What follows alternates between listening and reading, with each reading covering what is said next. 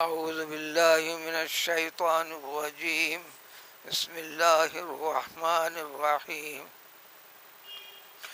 ويوم يحشر أعداء الله إلى النار وهم يوزعون حتى إذا ما جاءوها شهد عليهم سمعهم وأبصارهم وجلودهم بما كانوا يعملون.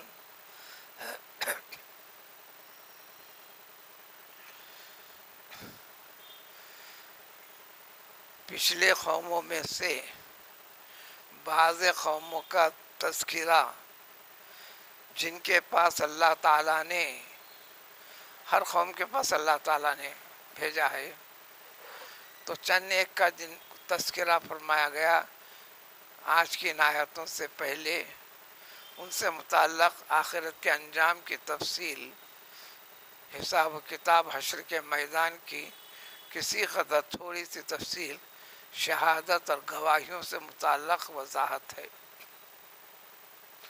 جس میں خاص طور پر قوم عاد اور قوم سمود کا تذکرہ، جو اوپر عربی نسل سے تعلق رکھا کرتے تھے، تو شرک کے اوپر قائم رہ کر، توحید کے راستے سے ہٹ کر، توحید کا پیغام بھیجنے والوں کی مخالفت میں، انبیاء کی مخالفت، ساری قوم کو ضلالت و گمراہی کی طرف چلایا تھا انہوں نے۔ اللہ تعالیٰ نے اپنا احسان و کرم کے طور پر رشد و ہدایت کے، انسانوں کو انسانیت کے اصل مقصد کو سکھانے سمجھانے کے سارے طریقوں کا انتظام فرما دیے تھے۔ ضمن میں دنیا میں عطا کردہ و طاقت کو دیکھ کر گھمنڈ میں آ گئے، گھمنڈ میں آ کر ایک تو مخالفت کی، دین توحید کے پیش کرنے والے بشمول انبیاء کرام علیہ الصلوۃ والسلام، سارے ایمان والوں کے لیے اس دنیا کی زندگی کا جینا دشوار کر دیا، تکالیف میں مبتلا کیا، قتل و غارت گیری کیے، مصائب میں مبتلا کیے، روٹی روزگار کے اسباب سے محروم کیا، جو آج بھی دنیا کے اندر کم و بیش ہے۔ تو آج کے حصے میں ان کا انجام کیا، اس کا بھی ذکر ہو گیا۔ یہ دنیا کے حد تک تھا، آخرت میں کیا ہوگا۔ تو اس دن، قیامت کے دن، ان جیسے لوگوں کو اٹھنا تو سب کو ہے، جمع تو ہونا سب کو ہے، جمع تو ہونا سب کو ہے۔ یحشر المتقین الی الرحمن وفدا، سورہ مریم کے آخر کی آیتوں میں نیک صالح بندوں کو بھی ٹکڑیوں کی فوج کی شکل میں ایک طرف جمع کیا جائے گا، نافرمانوں کو بھی جمع کر دیا جائے گا۔ سورہ یاسین میں ذکر کر دیا گیا، وَامْتَازُوا الْيَوْمَ أَيُّهَا الْمُجْرِمُونَ، اے سارے گناہ گاروں سب ایک طرف ہو جاؤ، کر دیا جائے گا۔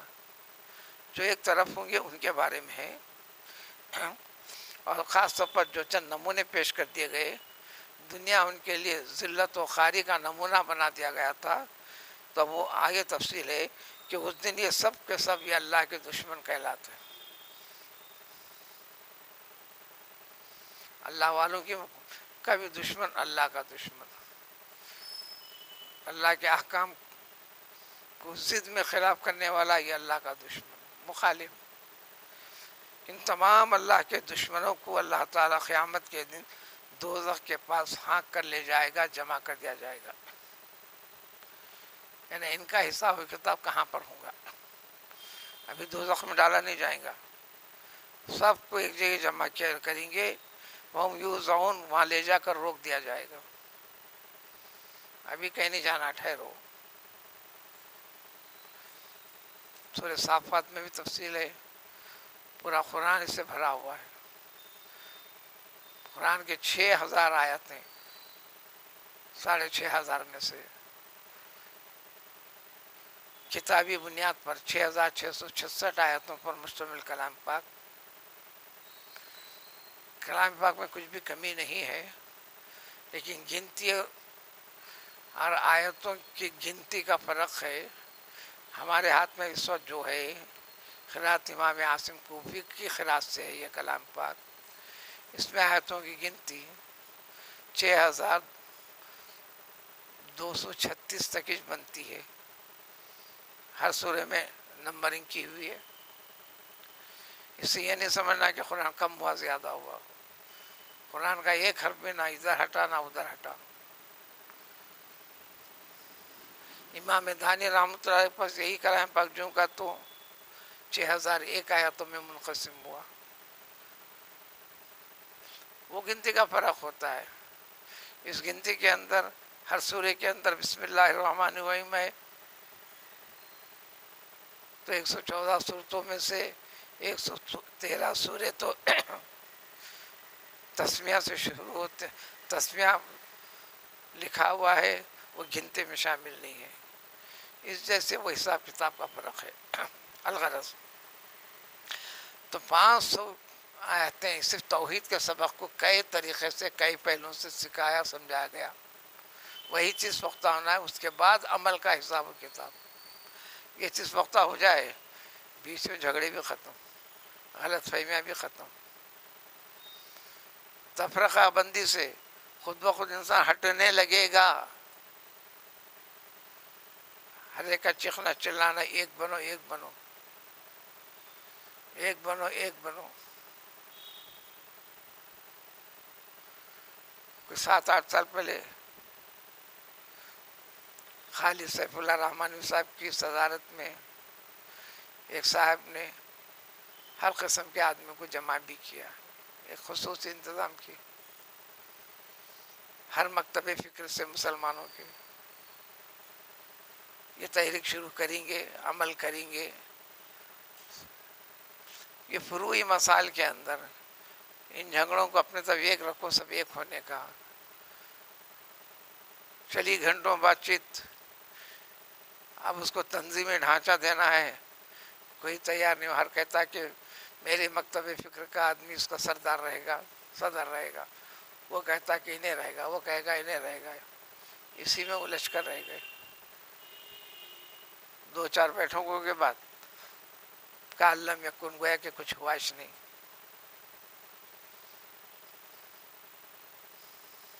الغرض تو اس دن تمام کو جمع کر دیا جائے گا. روکیں گے اللہ تعالیٰ. حتیٰ اذا ما جا ہوا، بالآخر ہر گناہ گار جب جمع ہو جائے گا تو گواہی کی تکمیل کریں گے. سورہ یاسین میں تھوڑی وضاحت ہے. الیوم نختم علی افواہہم وتکلمنا ایدیہم وتشہد ارجلہم بما کانوا یکسبون. سارے کے سارے انسانوں کے منہ پر مہر لگا دی جائے گی. انسان کے ہاتھ پاؤں گواہی دیں گے. نہ صرف ہاتھ پاؤں گواہی دیں گے بلکہ اس کے آگے یہاں پر وضاحت مزید ہے. تو اس وقت گواہی دیں گے. گواہی کی تکمیل یہ کب ہوگا؟ جب انسان ہر چیز کا دوزخ کو دیکھ کر انکار کرے گا بچنے کی امید سے. تو اس وقت انسان کے کان انسان کے خلاف میں گواہی دیں گے. یہ کان سے حق کو جان کر، حق کو سمجھ کر حق کا استفادہ کرنا تھا. جو نہیں کرتا وہی مراد قرآن میں جگہ جگہ یہ بہرے ہیں کا مطلب یہ کان کے بہرے نہیں ہیں. اس کان سے سن کر حق کو نہ سمجھنا یعنی دل کے بہرے. وہ سمعہم کان کی خلاف گواہی دیں گے. آنکھیں بھی اس غلط کام کے لیے کس کس طریقے سے استعمال کیا ہے آنکھیں گواہی دیں گی. بلکہ انسان کی سر تپا پوری کی پوری چمڑی، اس میں خاص طور پر اشارہ ہے. انسان کی شرم گاہیں بھی گواہی دیں گے. بما کانوا یعملون، جو کچھ کیا کرتے تھے، کیے تھے، کر رہے ہیں، کریں گے، ہر چیز کی. اس وقت یہ جمع شدہ انسان جو دوزخ کے پاس کے سب اپنی چمڑیوں سے خطاب کریں گے، اپنے کانوں سے خطاب کر کے کہیں گے تمہیں کیا ہو گیا؟ اپنے خلاف میں گواہی دے رہے ہو. یہ کہیں گے قالو، چمڑیاں وغیرہ سب انطقنا اللہ الذی انطق کل شیء. آج اللہ تعالیٰ نے ہم میں سے ہر چیز کو بولنے کی طاقت دے دی ہے. برابر ہم کہیں گے کیوں نہیں. اللہ کی وہ ذات ہے جو سب سے پہلے اس نے تم تمام کو پیدا کیا ہے، سب کے سب اس کے پاس لوٹنا ہے. تو یہ سب کچھ اللہ تعالیٰ کی قدرت میں آسان ہے اور قطعی ہو کر رہے گا، یہ گواہی دی جائے گی. لیکن انسان کیا کرتا ہے؟ جو بھی شرارت کرتا ہے، بےمانی کرتا ہے، بدمانی بت پرستی کرتا ہے، یا غلط کام کرتا ہے، چوری کرتا ہے، ڈاکے ڈالتا ہے، جو بھی کرتا ہے لوگوں سے بچنا چاہتا ہے. اپنی آنکھ سے، اپنے کام سے، اپنے پاؤں سے، ان چیزوں سے بچنا نہیں تھا. یہ میرے خلاف نہیں بولیں گے. وہاں کنتم تستترون، تم بچا بھی نہیں کرتے تھے کہ یہ تو خود تمہارے خلاف میں گواہ بن جائیں گے. تمہارے آنکھ کان چمڑیاں اسے بے پرواہ ہو کے آزادی سے کرتے تھے. ولیکن ظننتم، اور یہ یقین کر لیتے، آگے بڑھ جاتے تھے کہ اللہ تعالیٰ، تم جو کچھ کرتے ہو اللہ تعالیٰ نہیں جانتے. وحی کے نزول کا زمانہ ہے، توحید کا پیغام تیز ہے، ہاں میں نامے بات چل رہی ہے. ایک دو شخص کعبے میں آئے. کعبہ تو تھا، کعبے کا تقدس بھی بحال تھا، طریقے غلط لاگو کر لیا تھا رسم و رواج پر. جب بھی پردے پڑے ہوئے رہتے تھے، کعبے کے پردے کے اندر دونوں کے دونوں گھس گئے.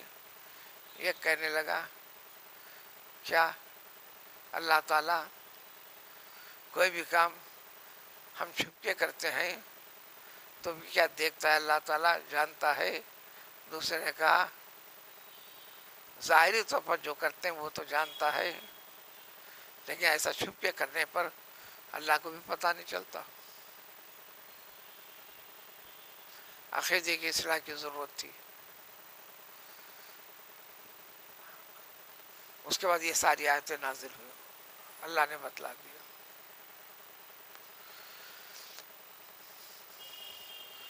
یہ تمہارا جو خیال تھا ایسا، یہ غلط، بیکار، ردی قسم کا خیال تھا. لہذا آج نتیجے میں تمہارے خلاف پڑے گا کہ تم سب کے سب ناکام اور نامراد رہو گے. اب سمجھو دوزخ میں تو ڈالا ہی جائے گا. جب ڈالا جائے گا، چاہے دوزخ میں ڈالے تو ذرا صبر کرو. اگر کوئی ایسی کوشش کرے، ہم چیخیں گے نہیں، چلائیں گے نہیں، برداشت کر لیں گے. کیوں؟ چلو ایسا کرے تو اللہ تعالیٰ بچا دے گا، کچھ ہونے والا نہیں. اور چاہے چیخو چلاؤ.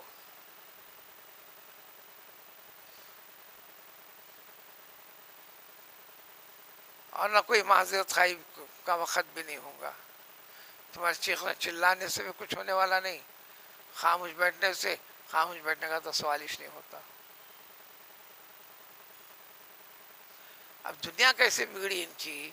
وَخَيَّزْنَا لَهُمْ قُرَنَاءَ، دنیا کے اندر جس صفت کا مزاج کا تھا اس قسم کے مزاج کے لوگوں کے ساتھ میل جول بڑھاتے چلا. تو گئے ان کے یہ شیطان ہیں. یہ خود ہر غلط کام کرنا بھی شیطان، ہر غلط کام شیطانیت. فَزَيَّنُوا لَهُمْ، یہ لوگ بھی ان کو بہانا دیتے چلے گئے، خوبصورت بنا کر کام پیش کرتے چلے گئے. یہ آگے بڑھتے چلے گیا، زندگی تمام ہو گئی. بالآخر حشر کا میدان قائم ہو گیا. وَحَقَّ عَلَيْهِمُ الْقَوْلُ، اللہ کا فرمان کا قطعی فیصلہ ہو گیا. اور یہ فیصلے تو دنیا میں بھی کرتے رہے. اللہ تعالیٰ تم سے پہلے گزرے ہوئے کئی قوموں کے اندر ہلاک و برباد کے. اور یہ معاملہ جنات میں بھی رہا، انسانوں میں بھی رہا. جیسا تعلق ہے، بلکہ جیسا پس فرقہ بندی ہے جنات میں بھی، مسلم غیر مسلم، غیر مسلم میں فرقہ بندی، مسلمانوں میں فرقہ بندی، سب کچھ ہے. قرآن یہ کلام پابند مکلف انسان اور جن دونوں ہیں. انہم کانوا خاسرین، یہ برابر نقصان اٹھا کر نقصان میں رہیں گے، یعنی دوزخ کا سامنا کرنا ہی پڑے گا۔ جب ہو جائیں گا سامنا، پھر بچنے والی نکلنے والی بات نہیں رہیں گی، یہ کافر ہو گیا۔ لیکن نیک بندہ بھی کبھی بھی غلطی کرا، حساب کتاب دینا پڑے گا، اس کی تفصیلات الگ آئیں گی۔ یہ مستقل ایمان سے خارج و باہر آخرت کا یقین نہ رکھ کر من مانی کرتے ہوئے چلے جانا، اپنے خالق اور معبود حقیقی کی پرواہ نہ کرنا، ان لوگوں کا انجام تھا۔ اور ان لوگوں کی جو شرارت رہتی ہے اور قسم کی ہوتی ہے، جو اگلی آیتوں میں ذکر کیا جائیں گا۔ ایک تو غلط کرتے ہیں، نیک آدمی کو بھی پریشان کرنا، نیکی کے راستے سے اس کو روکتے چلنا، ان کے چیزوں میں خلل پیدا کرنا، کیسی کیسی گڑبڑ کرتے رہے۔ آج بھی دنیا کرتی ہے، آج بھی کر بھی رہی ہے، اس کی تفصیلات آنے والی آیتوں میں۔ سبحان اللہ۔